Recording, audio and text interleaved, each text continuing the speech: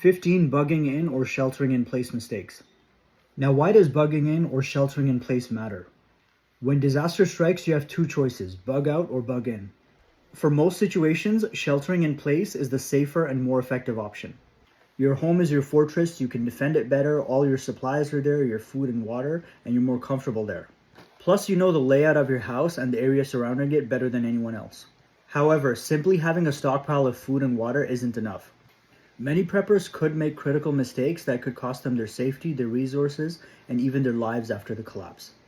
In this guide, I'm going to break down the most common bugging in or sheltering in place mistakes that preppers could make and how to avoid them. These insights are going to help you maximize your security, stretch your resources, and ensure your survival. The first mistake is thinking that you can stockpile forever. A common prepper mistake is believing that they can hoard enough supplies to last a lifetime. That's not realistic. Your goal isn't to stockpile endlessly, it's to buy time. Every extra day of food and water gives you time. It gives you time to adjust to the new reality. It gives you time to secure alternative resources. It'll give you time to find a water source that's reliable. It'll also give you time to find out where you're going to get supplies and where you're going to hunt. It also gives you and your family time to adapt to the situation, which is going to be really tough. Ideally, you should have already been focusing on sustainability and learning how to grow your own food. You'll also need to learn about purifying water and filtering it.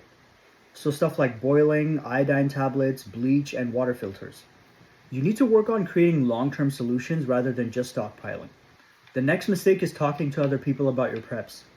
Loose lips sink ships. Telling people about your food and supplies will make you a target when they run out of theirs. Even friendly neighbors can turn desperate when their children are starving. So make sure you keep all your preps private unless it's someone that you really trust. Make sure you don't post your supplies on social media platforms and make videos like I do. I do it and I know the risk that comes with it, but I don't recommend it for most people. I'm doing it because I want to get as many people prepared as I possibly can, and this is the only way. So you have to worry about random strangers, but also the people who you call your friends can turn on you if they get hungry enough. Make sure if you're buying large stockpiles of freeze-dried food or even stuff like rice and beans, don't unload them in broad daylight. Do it at nighttime. Don't even discuss your prepping habits or even talk about prepping in general with people you don't fully trust. The next mistake is making your home look like a prepper's paradise. Solar panels, rain barrels, and other prepper gear are great, but they shouldn't be obvious to the outside world. If people see that you have power, water, and food while they have nothing, then you're going to be at risk. Try your best to blend in and keep your survival gear hidden. Try to store water barrels and rain catchment systems at a place where not many people can see them. Try to make sure they're out of sight. If you have solar panels, try to put them in an area of your backyard that not many people can see.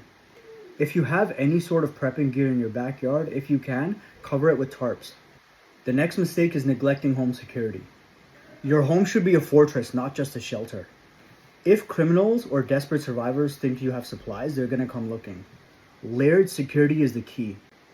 Use solar-powered motion sensor lights. Put them in your grass, the ones that have spikes, and also get the flat ones that can go all around the four sides of your house that you'd have to drill in.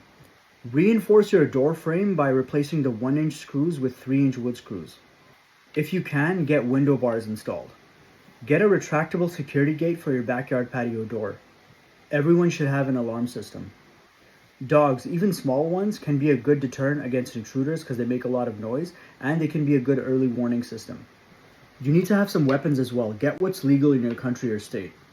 There's also other stuff like bear spray, tasers, baseball bats, and other stuff like that. The next mistake is ignoring your water stockpile. Water is life. You can survive weeks without food, but only 3 days without water. In a crisis, public water systems can fail, leaving you out of luck. If you have thousands of rounds of ammo and only 3 days of water stockpiled, then you're doing it wrong. You need to have multiple ways to store, collect, and purify water. First off, an easy way to stockpile clean water is just to buy cases of water bottles and 1-gallon jugs from the grocery store. Aqua bricks and aquatainers are both great ideas for stockpiling water. They're BPA free and well built, so you don't have to worry about them falling apart or the plastic leaching into the water like you have to do with plastic water bottles. Set up a rain collection system if you can. In an emergency, this could be as simple as digging a hole in the ground and putting a tarp on it and collecting rainwater that way, or just taking a giant water barrel, putting it outside and collecting rainwater with it. Get a good water filter straw like a Sawyer Mini or a Life straw. Get multiple filters so you have one for each family member. Even if you don't have multiple family members, having just one water filter is a bad idea. You could lose it, it could break, anything could happen. Get a desktop gravity water filter like the Berkey system. Those are good because you can bring a large amount of water from outside and then filter it. You aren't just restricted to the small amounts that you can drink from a water filter straw. Cooking odors will give you away. In a food shortage, the smell of cooking will attract people to your house. If your neighbor hasn't eaten food in 2 days and they smell your food, they're gonna come asking, or worse. They could forcefully try and take it from you. Try to cook discreetly. You could either boil instead of frying, or you could cook at odd hours, either early morning or late at night when everyone's sleeping. If you have no choice but to cook over a fire and you have no other method, do it late at night when everyone's sleeping. Build a Dakota fire pit, cook quickly, clean up, and go back in. You could also try and stockpile more foods that require little or no cooking. 20-year food ration bars, beef jerky, canned meat, fruit, and vegetables. Even if you just want to quickly heat up a little can of beans with a tea light candle, that's fine, no one will really notice. MREs are good too, they come with everything you need right in the packaging to cook it. One quick thing to know is that if you're going to use a lot of spices in your cooking, those will give off a strong smell as well. Failing to stay low profile at night. In a blackout, any light coming out from your home at nighttime will act as a beacon and will draw attention to you. If your house is the only one glowing in the neighborhood while everyone else's house is dark, people will notice. One thing you could do is keep blackout curtains.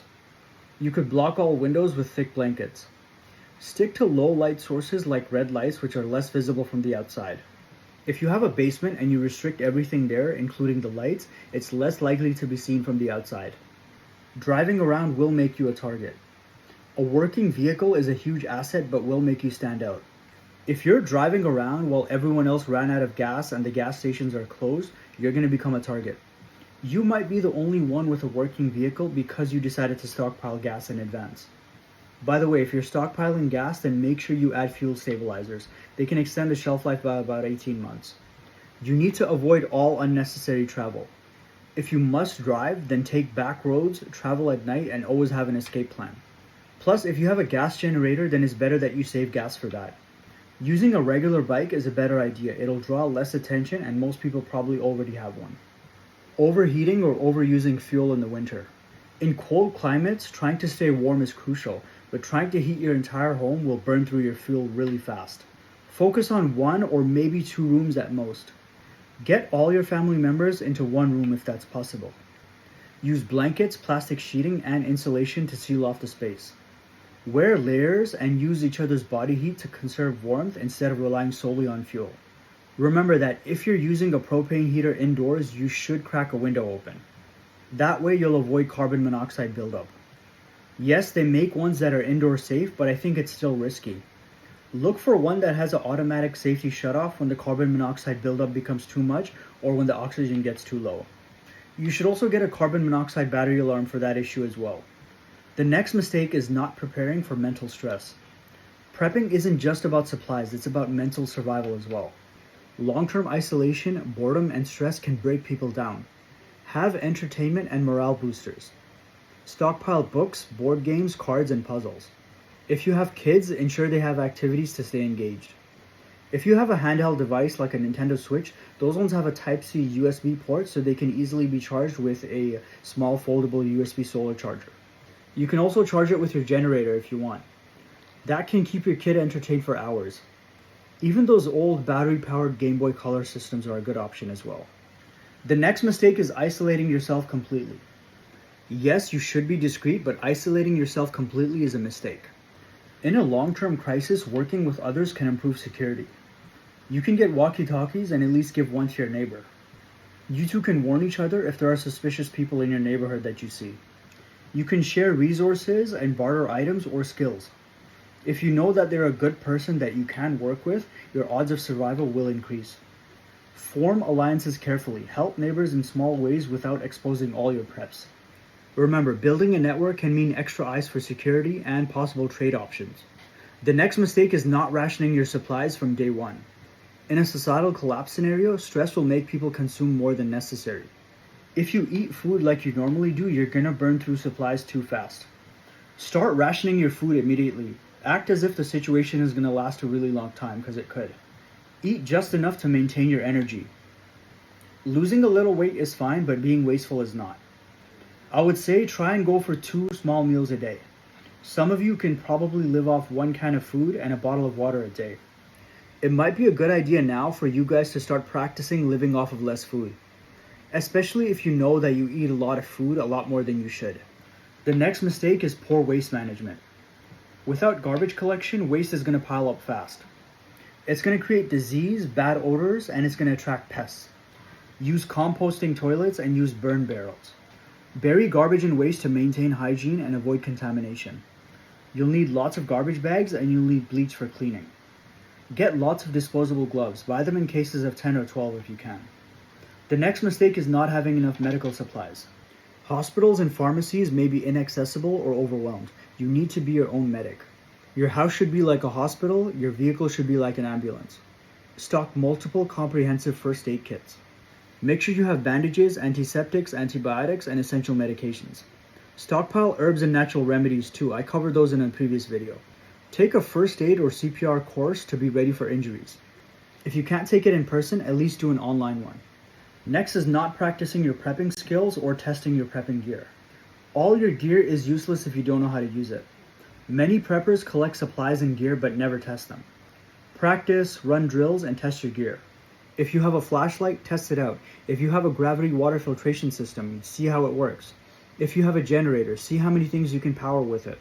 If you have a solar cooker or a solar oven, actually test it out and try to cook some food on it. Cook up your survival meals or your freeze-dried meals and try them out. The more hands-on experience you have with this stuff, the better prepared you'll be and the more comfortable you'll be. Remember guys, bugging in is about being smart, resourceful, and discreet. Avoid these common mistakes, adapt to the situation, and always have a plan. Survival and bugging in isn't just going to be about having lots of gear or supplies. You need to know how to use it effectively while avoiding drawing attention. Are you prepared for a long-term bugging in situation? Let me know down below. If you have some tips or some bugging in mistakes that preppers might make, let me know down below as well. Thanks for watching. Make sure to like and subscribe. By the way guys, if you go to my beacons page that's on my profile or in the description of my video, depending on where you're watching this, if you click on it and scroll all the way down near the bottom, you're going to see a bunch of free PDF guides. Definitely check those out.